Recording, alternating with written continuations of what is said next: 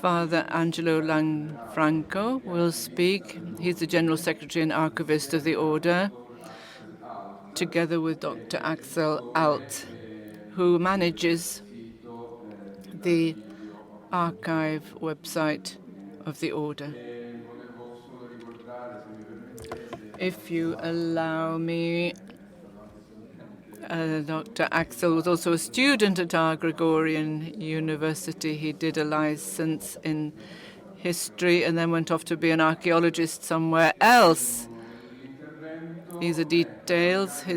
The talk is Cataloguing Together Digicarmel, a new tool at the service of the charism and heritage of Carmel. Over to you.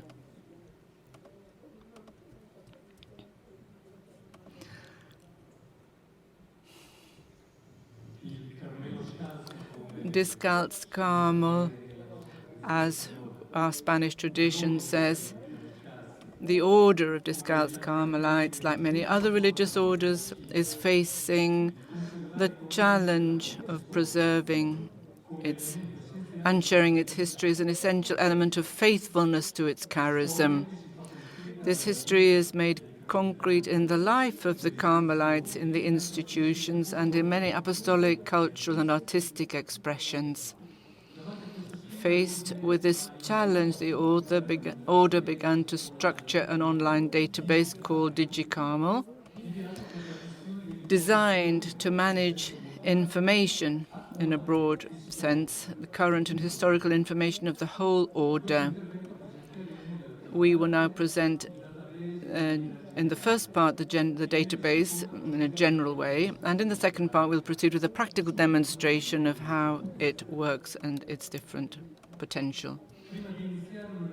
Before starting a general analysis of the structure of the database, we'd like to point out that the base of Digicarmel is a Spanish software called Pandora, specialized in the management, conservation, and dissemination of documentary sources, all of which are highly customizable, as in fact happened with us. We chose the Spanish company, given their long experience in bibliographic and archival management. In fact, the Spanish National Library uses the same software to manage its catalog and digital newspaper library. At the archival level, several municipalities in the Iberian Peninsula, especially in Catalonia, use the software to manage their digitized archives. So we needed a modular software that could help us manage a large amount of different information. As the information is really very huge and multi-connected, Digicarmel is divided into different areas or modules that we'll see shortly. However, the core that gives meaning, unity, and an organic wholeness to the events contained in individual areas is the history and structure of the order itself. For this reason, the skeleton of our database is a series of information sheets that recreate the structure, whether current or historical, of the order, so as to produce a complete panorama with the fundamental information for each house, province, institution, and the friars from different periods. This is the first challenge we are still facing. We face and still face the files on governing bodies, the cards, the tabs on governing bodies, institutions, and territorial divisions of the order, the main area, the backbone of the database that will store information on the order and its past from now on. For the creation of the personal files of the individual friars, we have created a series of metadata linked to the individual subject. Although minimal and concrete, this information is fundamental in the life of the friars and responds to one of the main challenges that must be faced, namely the construction of an authority file that allows us to identify in the best possible way our very own brothers. Religious orders in which the religious name is used in addition to the civil name perhaps will better understand what we're referring to. This seems to us a sensible way of overcoming a difficulty, for example, of distinguishing between homonyms of authors of different writings in our spiritual tradition, or of identifying a particular Carmelite when, and this happens quite often, their name in religion is quite common, is quite often used in our tradition. John of the Cross, we must have had at least a few dozen John of the Crosses. And other key people. Who are we talking about? This creates a problem. We also created a file card with basic metadata about our houses and provinces, including the historical ones that don't exist anymore, allowing us to identify the chronological events concerning them within the order, from when they were built to their eventual suppression or selling, whatever. This work was done in the 1950s in the volumes of the Monasticum Carmelitanum, with tools that existed at that time but have never been updated since.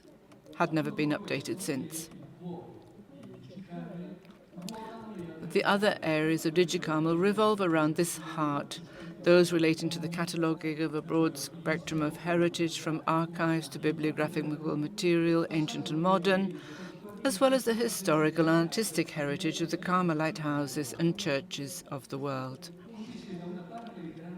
Thus, if on the one hand the large areas of the database of our historical artistical heritage, the bibliographic, archival and museum sections, have their own autonomy, on the other hand they are linked, or can be linked, they are linkable with the file cards on the persons and the structure of the order. Having thus introduced our project from its main nucleus, let's now look at these other digital areas, namely the library, the archives, and the museum. So we're going to start from the Biblioteca Carmelitana Digitalis. It really is a digital library within Digicarmel, which contains publications by individual authors, journals. There are currently 5 of them from between Italy and Spain, and Carmelite publishers who gradually grant us the right to disseminate them online, the books they've published, or digitalized books that, due to their antiquity, no longer have copyright issues. Especially important is the presence in the library of the entire digitized series of the Acta Ordinis, the official bulletin of the order, in which the main facts and decisions relating to the order from 1926 to 2021 are gathered annually, in annual order. For the previous period, we have also digitized all the volumes containing the decisions of the chapter and the general definitory of the order from 1658 to 1920. The bibliographical records were created in the light of the ISBD cataloguing rules and in correspondence with the different fields proposed by the Mark 21 format, so as to allow easier import and export of the records and sharing with other bibliographical databases. Thanks to OCR technology, it's possible to search all the pages of all the contents of our library with a great gain in speed and breadth of results for the researcher.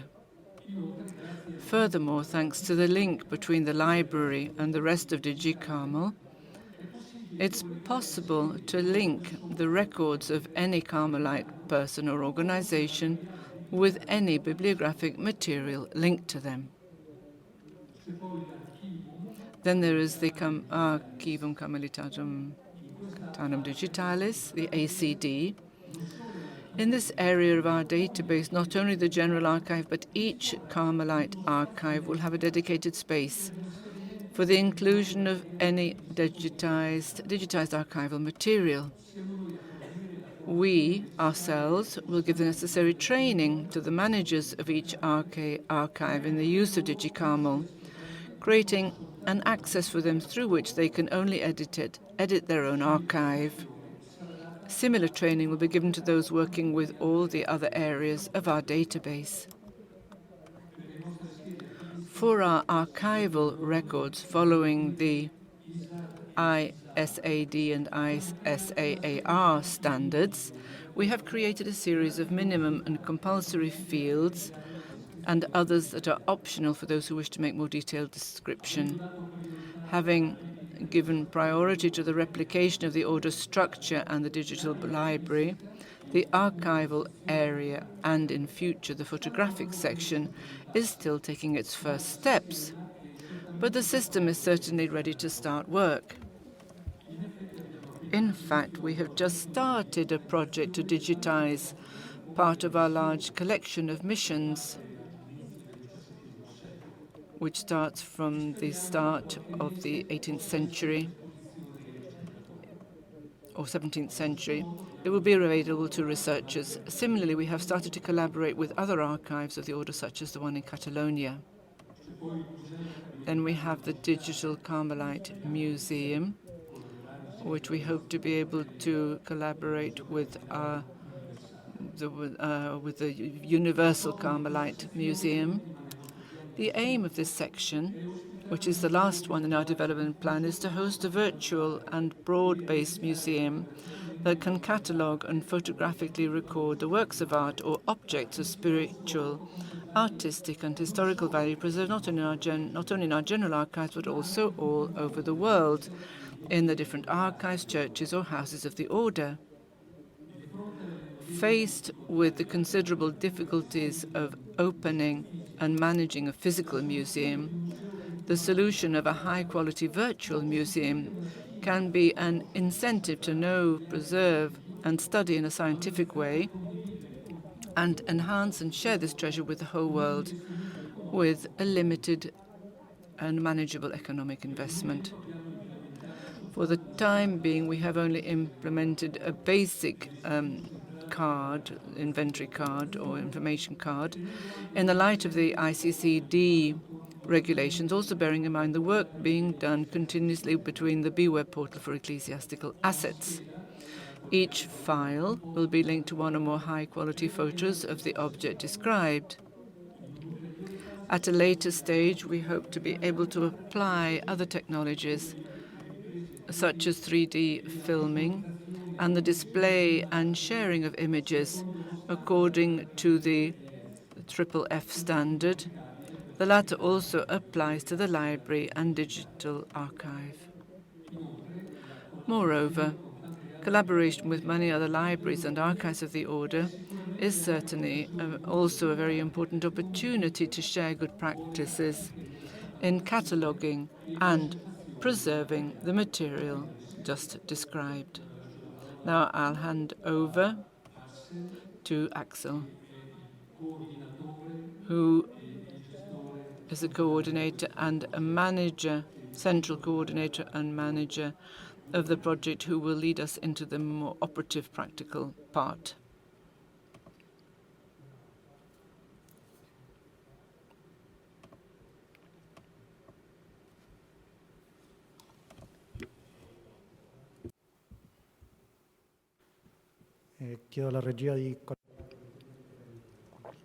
If I could have the PowerPoint, please. Sorry, I think to connect me to the internet. So this is a little practical introduction to how it works. Having seen briefly the general structure, will show how the interconnections between the different parts can work. We have decided to do this. We did this also. Sorry, I missed that. So with the help of another person.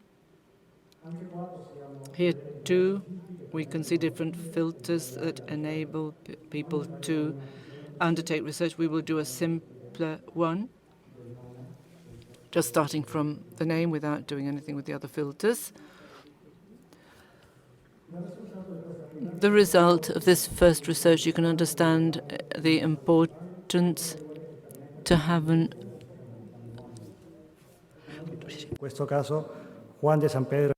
So, for example, Juan de San Pedro de Cerrosa is one of them. So each one of them has their own page and it has its own information.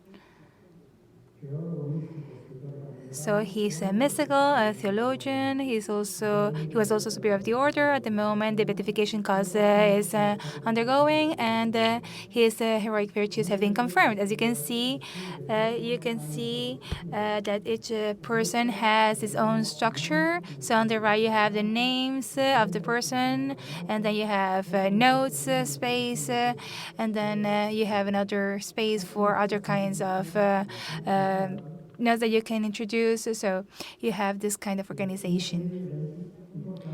And then you also include here a series of important events in the life of a Carmelitan. So life events, religious events, circumstances, and also important events of the order, and biography that might exist. It could be a link or just as a brief text. In this case, you can see here there's a link that connects to a quite well-known website of the Real Academia of Spanish history.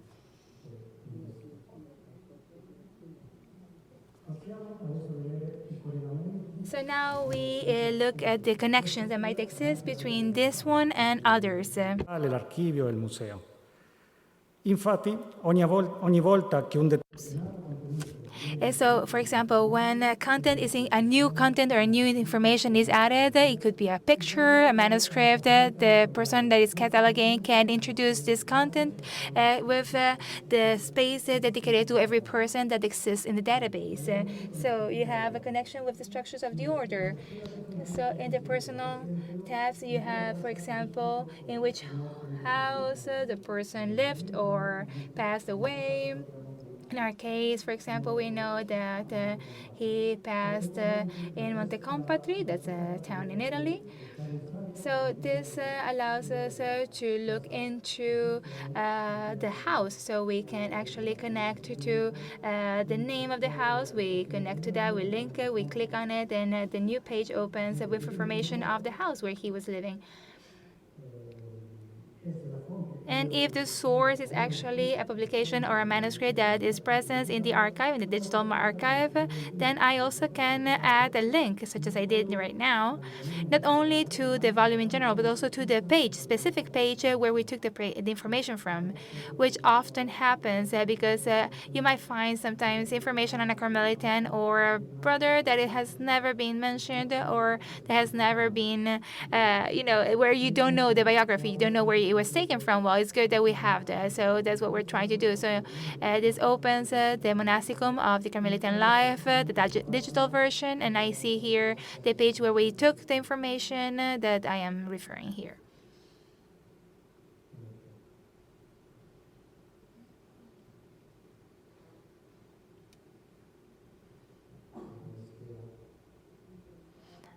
So I go back to the tab of Jesus Maria. So from the tab of a person, we can also look into the responsibilities that the person had. For example, he was a general. He was so between 1611 and 1614.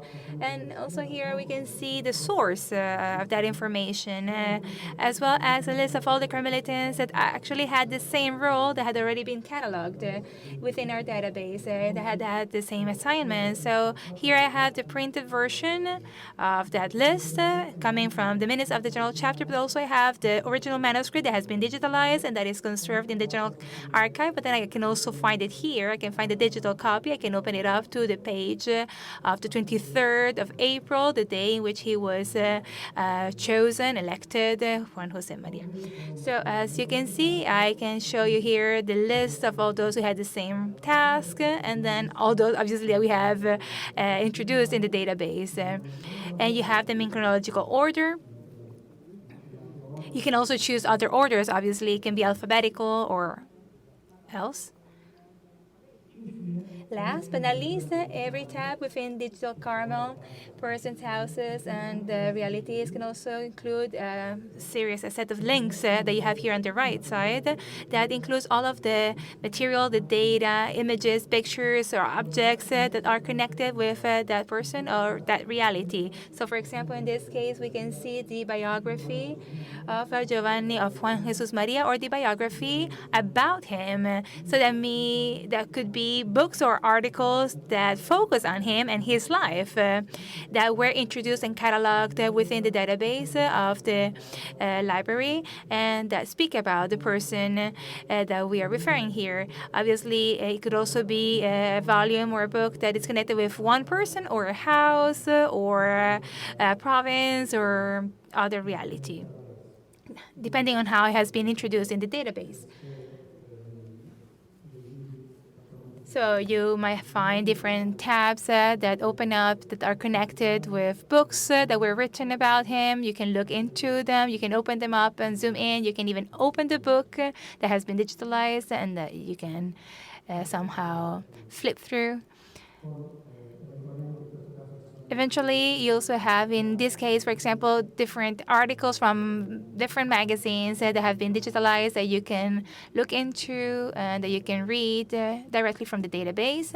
You can flip through the pages and look at the content. In the same way, I can also look into other documents connected with Giovanni Jesus Maria. I could look at objects or pictures of him.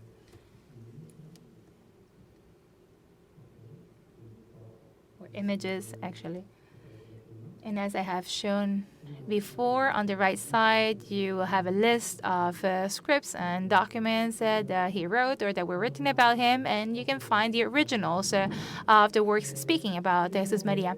Now, we hope that with this very brief and quick explanation, you can actually understand the potential of our database, and we are aware of the great work that is needed to be able to do this in order to digitalize something that can be more and more useful to conservation, to research, preservation, and also for the future of the institutions and the cultural heritage and artistic heritage of our congregations. Thank you for listening.